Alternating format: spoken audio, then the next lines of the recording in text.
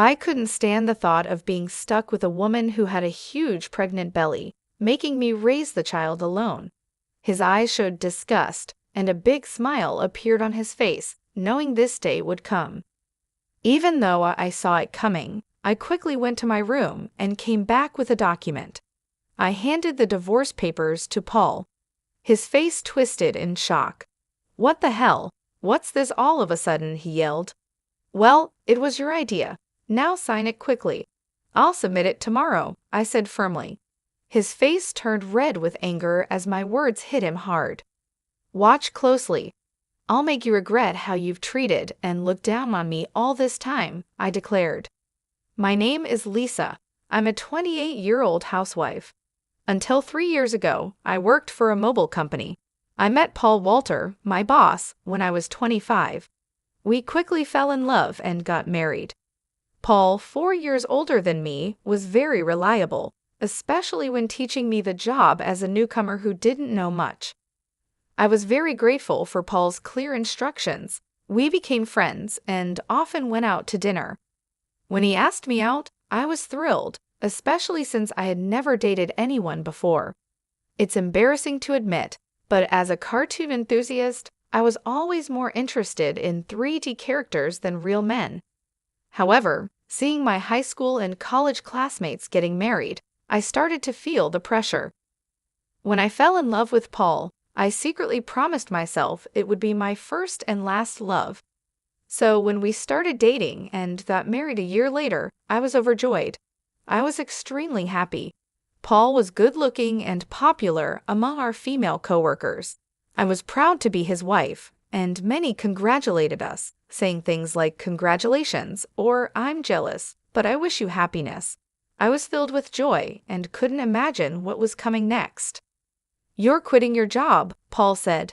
"You're married to me now, so you'll quit your job, right?" I informed them yesterday. The day after we registered our marriage, Paul surprised me with this news. "I've always wanted my wife to focus only on household matters. Don't worry, I can support both of us with my income," he added. "But this is so sudden. You never mentioned this before," I replied, shocked. Paul had never talked about me quitting my job before our marriage.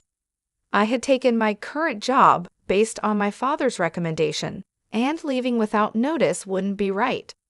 I wanted to explain this, but Paul's eyes silently warned me not to argue. Instinctively, I kept quiet. "I should have told you, but it's done. Starting tomorrow, you don't need to go to work. I'll handle the handover," Paul declared. The news about starting tomorrow was so abrupt it made me feel dizzy. However, Paul's words were firm. Since he had been my boss, I couldn't oppose him. Even though I had to leave my job without a proper goodbye, I was determined to make our marriage work.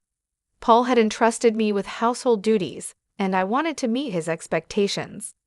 I worked hard at household chores, preparing meals and focusing on Paul's favorites. Although Paul ate without commenting on the taste, I longed for a word of appreciation. After quitting my job, I was no longer recognized by anyone. One day, Paul asked, "Is my jacket clean? I have an important meeting tomorrow." "Yes, of course," I replied, seeing his domineering side with some old-fashioned views.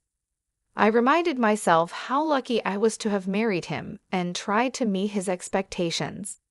With no personal income, living normally meant relying on Paul. Our relationship often felt more like that of an employer and housemaid than a husband and wife. Our married life was generally smooth until one day when I fell ill and couldn't get out of bed. I felt very tired and weak. I thought I would catch up on housework the next day. Paul entered the bedroom and angrily asked, "What are you doing? Get up and make some food," as he kicked the blanket off me. "I'm sorry, I'm feeling unwell. Can you manage something for yourself today?" I explained, hoping for understanding.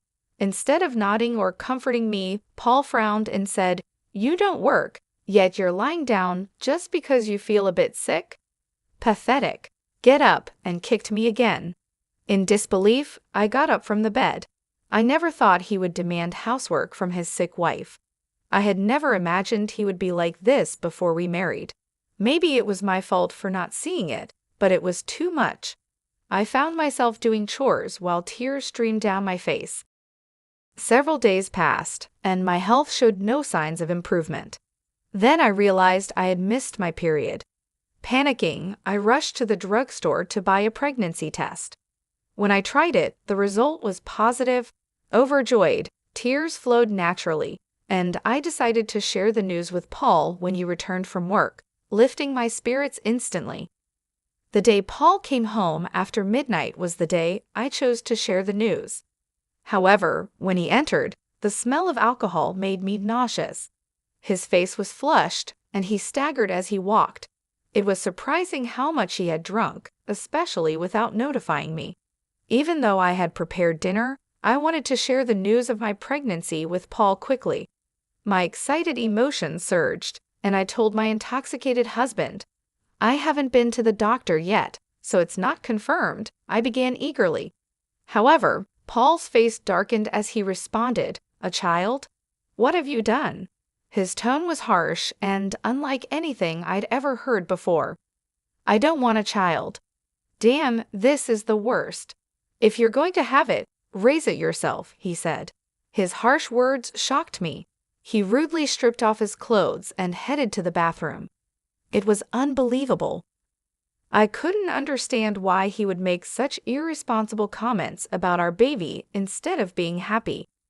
The happiness I had felt moments ago was immediately replaced with deep sorrow. Why would he say such things? He had never mentioned not wanting children before. We hadn't even been using contraception, so I naturally thought we both wanted children. As I hung Paul's jacket and was about to take his shirt to the washroom, I noticed something else. A piece of paper had emerged from the pocket of his dress shirt. I could tell it was a receipt because of its texture. At first, I thought it was just a receipt from tonight's gathering, and I was about to throw it away, but then I saw the name of the place. "Is this a motel?" My hand holding the receipt trembled.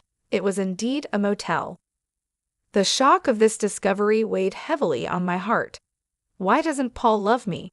Isn't marriage supposed to be between two people who love each other? We've only been married for just over a year. How could this be? I had been lost in imaginary romances for years, never truly engaging in a real relationship. I couldn't accept this harsh reality immediately. However, the idea of Paul cheating began to make sense, and many pieces fell into place. Had Paul been using me from the very beginning of our marriage? Was he genuinely in love with the person he was cheating with while I was just a convenient servant? All these doubts swirled in my mind. Was that why he reacted so harshly when he learned of my pregnancy? As I grappled with these thoughts, nausea set in, and I became convinced something was wrong. Yes, there's no doubt now. Perhaps the reason he made me quit my job was that his mistress worked there. Everything seemed to make sense now, as if he had married me for stability and not love. The line between reality and my imagination became blurry. Still, there was no denying the heartless words he had thrown at me after learning about my pregnancy. That day, I decided to gather evidence of Paul's infidelity. From then on, his cold behavior towards me was undeniable. It was as if he couldn't forgive me for becoming pregnant. Despite knowing that I was suffering from morning sickness, he would deliberately eat smelly foods near me and nitpick my housework, forcing me to redo tasks. My pregnant body had to endure a lot, and my heart was heavy. Despite this, I continued to investigate his affair. Paul never parted from his cell phone, even taking it with him to the bathroom, making it impossible for me to sneak a peek. When I secretly entered Paul's room, it was neat and tidy, with nothing incriminating in sight. He was meticulous at work, and his desk was always in perfect order. I realized it would be challenging to catch him off guard directly. I often checked Paul's pockets for evidence like receipts, but my investigation was difficult. I thought about hiring a detective, but didn't have the money. While I was deep in thought, I received an unexpected phone call from my father. "Hello, it's me, your dad. How are you?" he asked. Surprised by his call, considering his busy schedule, I replied, "Dad, what's going on? Aren't you busy with work?" "My employees have been doing well, so I'm not that busy," he explained. My father, the CEO of a company in France, was always a workaholic. I didn't have many childhood memories of playing with him, but I respected his dedication to his job. His unexpected call left me curious about the purpose. "So, what's happening?" I asked. My father proceeded to reveal a shocking truth. "Is that really true?" I asked in disbelief. "Yes, he's not the type to lie." "I want you to believe me," my father reassured me. Initially in shock and unable to respond, I felt a mix of anger and frustration as the pieces of the puzzle fell into place. "Thank you, Dad. I'll do my best," I told him with gratitude before hanging up the phone. My investigation was finally paying off, but the newfound knowledge also stirred up feelings of anger and frustration due to the ongoing tension between Paul and me. Paul continued to be distant even though I was pregnant. Each time he acted this way, I harbored a deep hatred towards him. Months passed, and our relationship remained strained. Eventually, an event occurred that shattered our life. At last months pregnant, I was always cautious around Paul, living in constant fear. I tried to avoid him, leading a quiet and stifled life. One day, I served dinner as usual. When Paul returned home, we sat at the dining table. As I quietly ate, Paul suddenly slammed his fork down. "What is this? It's tasteless," he exclaimed, throwing the food I had prepared onto the floor. Baffled by his outburst, I tried to comprehend the situation. The anger at having the meal I had cooked discarded before me began to build up inside. "I've been contemplating this for some time, but recently you've been complaining about the taste of the meals," I said. Paul criticized my cooking, saying it was tasteless. Since becoming pregnant, I had been using less seasoning to make healthier meals. This was only temporary until a baby was born. If he found the food bland, he could have added some salt himself. Why did he have to throw the meal on the floor? I was about to complain when Paul sneered and said hurtful words. "I don't want a woman with a belly like a monster. You have to raise the kid by yourself," he said, looking at my swollen belly with malice and a nasty smile. I had always feared this day might come, even though I hoped for a different outcome. Swiftly, I went to my room, retrieved a document, and returned to present it to Paul. "Fine. Here are the divorce papers," I said, thrusting the prepared documents in front of him. Paul's face twisted in shock. "What the hell? What's this all of a sudden?" he stammered. "Well, it was your idea. Now sign it quickly.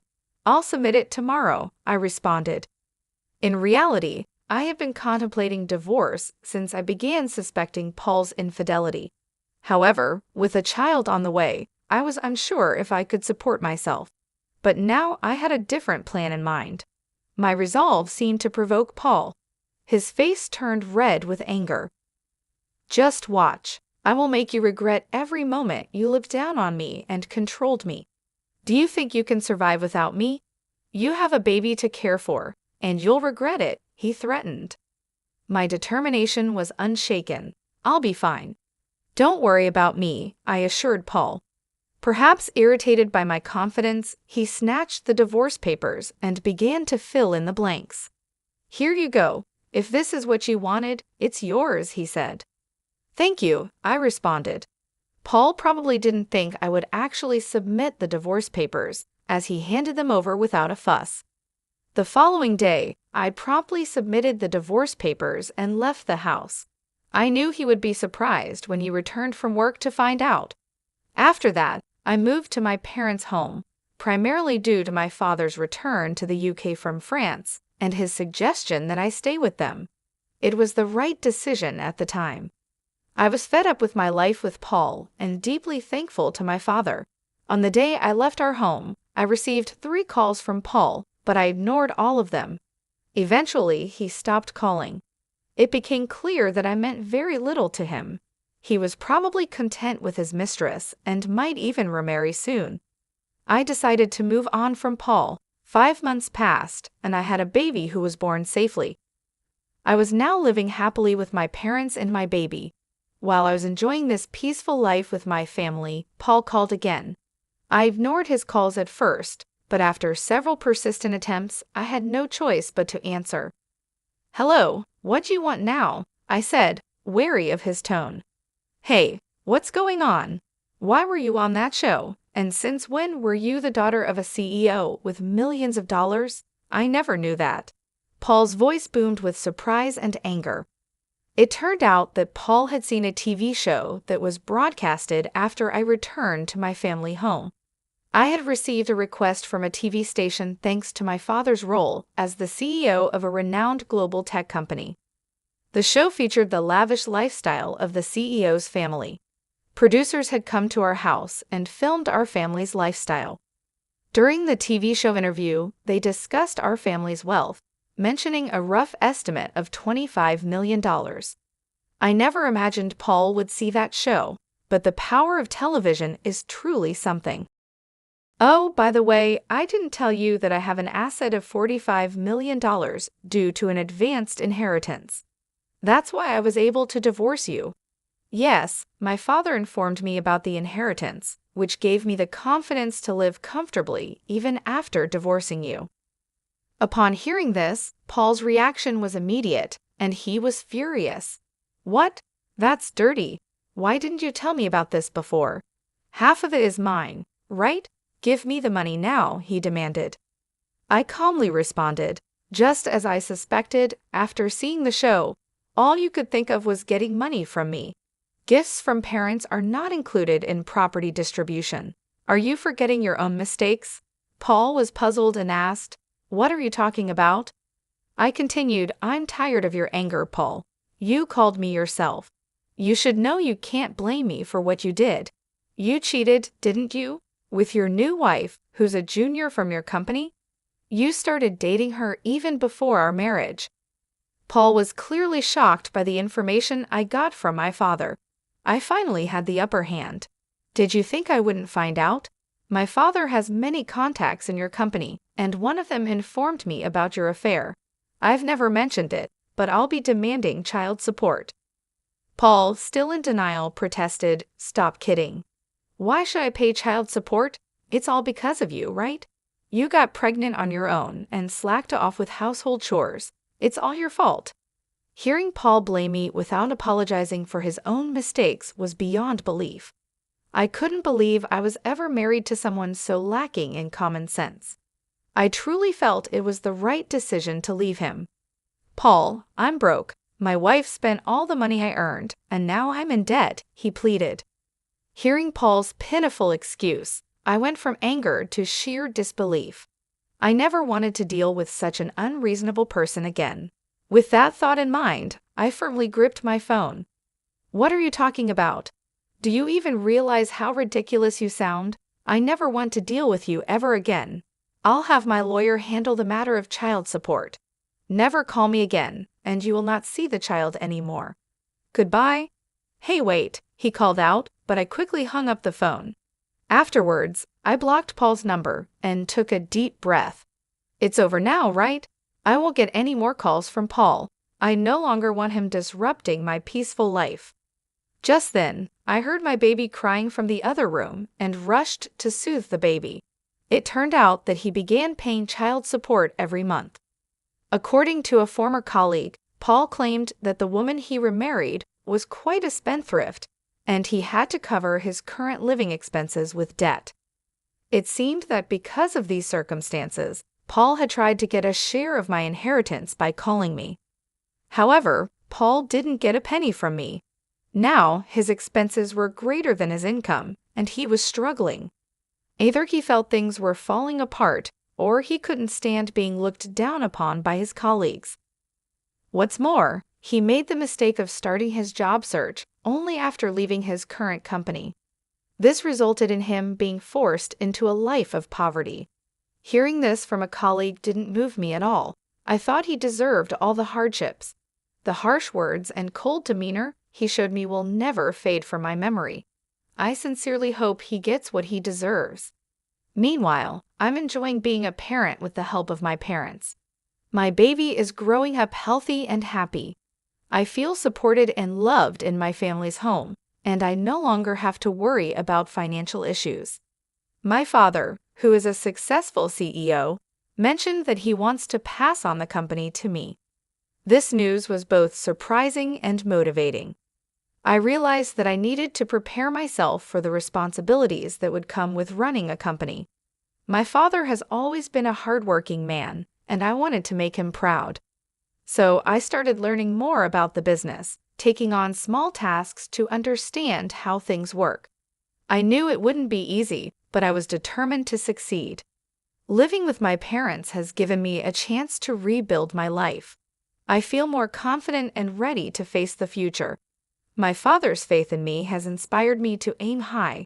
He believes in my abilities, and that belief has become a source of strength for me. Every day, I work on balancing my role as a mother and my preparations to take over the company. It's challenging, but I find joy in every moment. My baby's laughter and my parents' support keep me going. I am grateful for this second chance at life, away from the toxic relationship with Paul. I often reflect on my past with Paul. His betrayal and cruelty hurt deeply, but they also taught me valuable lessons about strength and self-worth. I have grown from that experience and emerged stronger. I am now focused on building a bright future for myself and my child. The pain of the past is slowly fading, replaced by the hope and excitement of what lies ahead. I am determined to create a happy and stable life for my child. With my family by my side, I know I can achieve anything I set my mind to. Looking back, I see that leaving Paul was the best decision I ever made. It allowed me to find myself again and to discover my true potential. I am no longer the scared, uncertain person I once was. I am a strong, capable woman ready to take on the world. In the end, I hope Paul realizes the consequences of his actions. As for me, I will continue to move forward, embracing the opportunities that come my way and making the most of every day. I am ready for whatever the future holds, confident in my ability to overcome any challenge.